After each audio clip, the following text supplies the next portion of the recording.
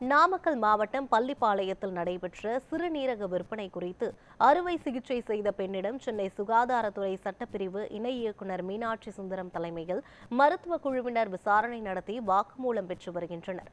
இதுகுறித்து நமது செய்தியாளர் ஜான் மைக்கேல் வழங்கிய கூடுதல் தகவல்களை கேட்கலாம். ஜான் மைக்கேல், இது சம்பந்தமான முழு விவரங்களை பதிவு பண்ணுங்க.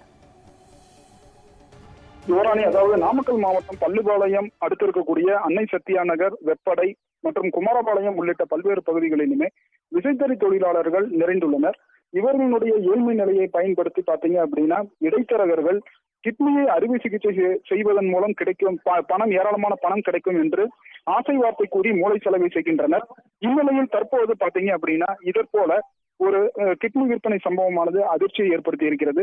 இதனைத் தொடர்ந்து பாத்தீங்க அப்படின்னா அன்னை சத்யா நகர் பகுதியில் இணை இயக்குனர் சுகாதாரத்துறை அவர்கள் தலைமையிலான மருத்துவ குழுவினர் தீவிர விசாரணை நடத்திட்டு இருக்காங்க.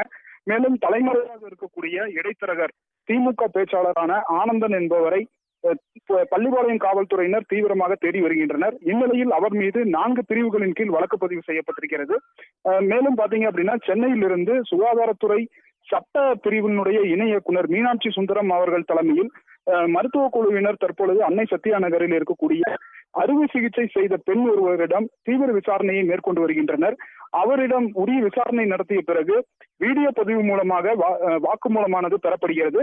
இதனைத் தொடர்ந்து பாத்தீங்க அப்படின்னா மருத்துவத்துறை அலுவலர்களிடம் கேட்டபோது தலைமறைவாக இருக்கக்கூடிய இடைத்தரகர் ஆனந்தன் பிடிபட்டால் மட்டுமே இந்த வழக்கில் ஒரு முன்னேற்றம் ஏற்படும் என தெரிவித்திருக்கின்றனர்.